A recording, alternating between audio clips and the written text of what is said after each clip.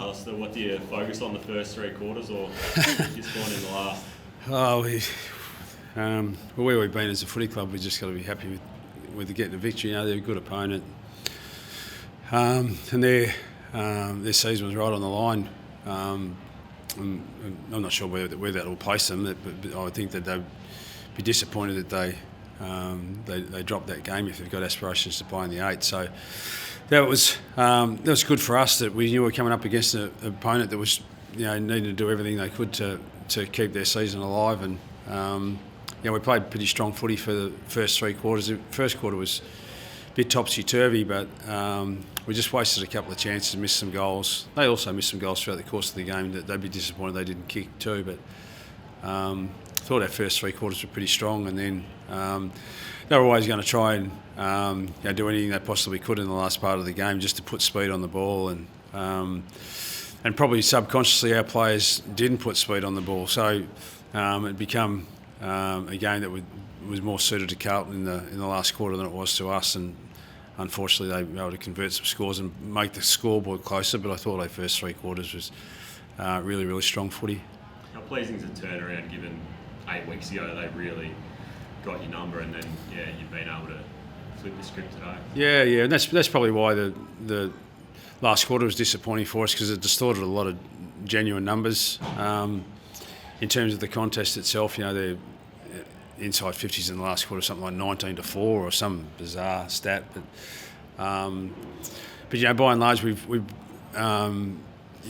spoken a lot about how much we needed to improve our defensive action and stop teams from being able to score so swiftly, which they were doing in the first 6 rounds of the season, and we've been able to turn that around in the last 8 games. And I think teams are only averaging about 70 points against us in that period of time, whereas the first 6 rounds of the season it was well over 100. So to arrest that has allowed us to be in contests a hell of a lot more, and we've still got a lot to learn and a lot to get better at in terms of our overall game. But at least now we're being really, really competitive in games and giving ourselves a chance to win. And since that time, we've in those 8 games we've won 3, drawn 1 against last year's premiers, and lost 4. So, and the only real blowout was at Collingwood last quarter that we're 3 points down against the team that's on top of the ladder at 3/4 time. So a lot of things that are pleasing us in terms of our progress. But as we saw in the last quarter, we're a long way from being the finished product, and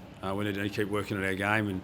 And we've got a big task against Hawthorn next week down in Tassie. So we'll enjoy looking at the things that we did well today to give ourselves a chance to beat Carlton, but then pretty quickly move on to the Hawks for next week. Seemed to really set up the win in the second quarter. It seemed to be a really pivotal quarter. There was plus 13 for contested possessions. It was 5-6 goals to none, and it just really you seemed to just overwhelm and almost break their spirit. Carlton, it must be really pleasing for you.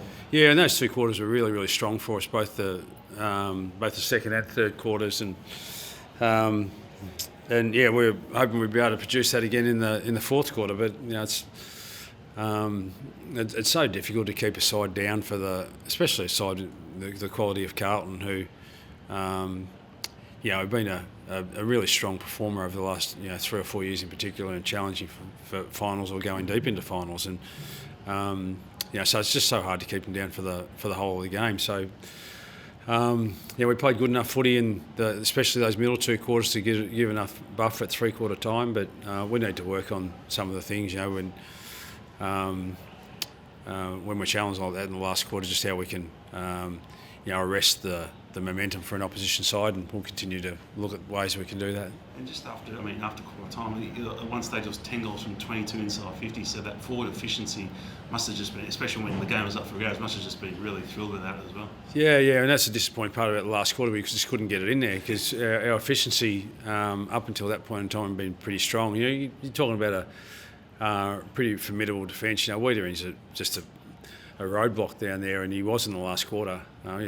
He was terrific, but we couldn't even get it in there. The roadblock was with him out at half back. Silvani's just taken all before him as a defender this year, and has played some terrific footy. So we're pleased we were able to kick a big enough score against that defence, but we did it all in 3 quarters and didn't even hit the scoreboard in the last quarter. So we'll keep working at our game and hopefully we can improve on that a little bit more against Hawthorn next week. Alastair, you must have been delighted with the performance of Toby Pent today, his job on Charlie Curnow, and in general your whole defensive unit really played well and got that run through McKercher as well, who was able to generate some score involvement. Yeah, well, Pink's been really strong for us in the last 6 or 8 weeks, and has had some big tasks in that period of time. He was on Oscar Allen a couple of weeks ago, and Tracy last week, and then you obviously have Charlie for a fair bit of today's game too. So he's been really, really competitive, and we've been really pleased with his progress. But you're right, it's about the whole back six, and McKercher's gone down in our back end in the last 2 or 3 weeks, and he's given us some good run from the back end, and he got forward on some overlap plays today, kicked a couple of goals. So he and Caleb Daniel are pretty strong for us in our rebound out of our back end. And the influence too of Luke Parker today, once again 28 disposals, but some of his contested ball work, but also his tackling was also brilliant. Yeah. Well, as we've seen with Cripps is a dual Brownlow medalist. He's been a star of the competition for well over 10 years now. So we just needed to make sure we had they've got some strong bodies in the middle of the ground, and that was a part of the game that really hurt us in the Good Friday game, and they just one contested ball and the clearance, and DeConnie probably had the better of Sherry in that game, and I thought Big X was really, really strong for us today to give us a really strong contest in the middle of the ground, and but Parker going in there too also helped enormously, and it just meant that LDU could do a little bit more work with some stronger bodies in and around that part of the ground. As a motivation factor, how much did that performance on Good Friday come into getting the boys up today? Yeah, we spoke about it a little bit, not enormously. It wasn't like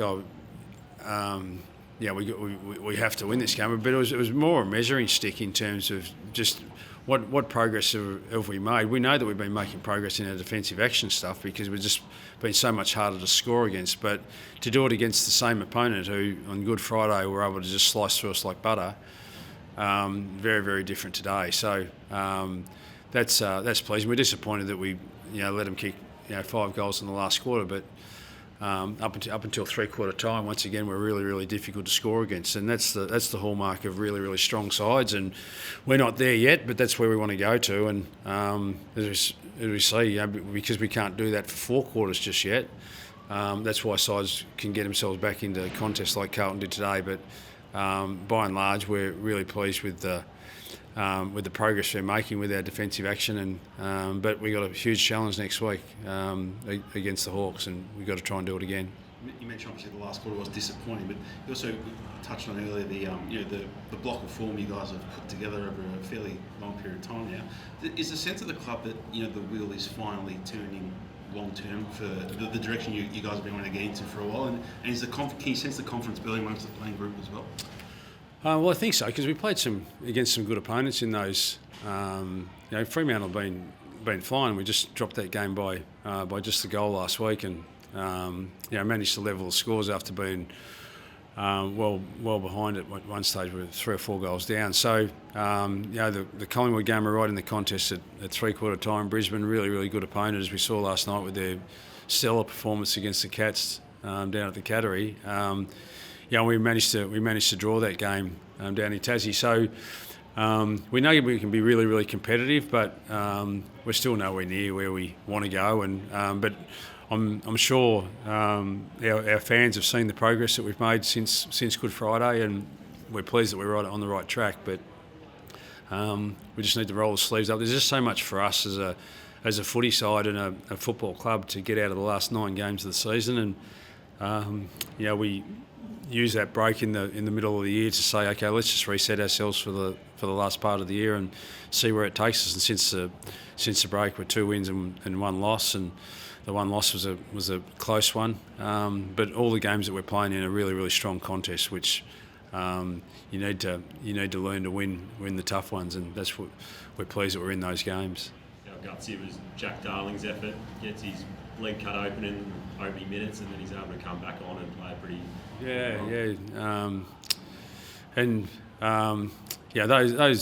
Those guys, Charlie Comben to come back from a sore scapula and play today was really courageous and strong effort. They want to get out there and play with their mates and play for the club, and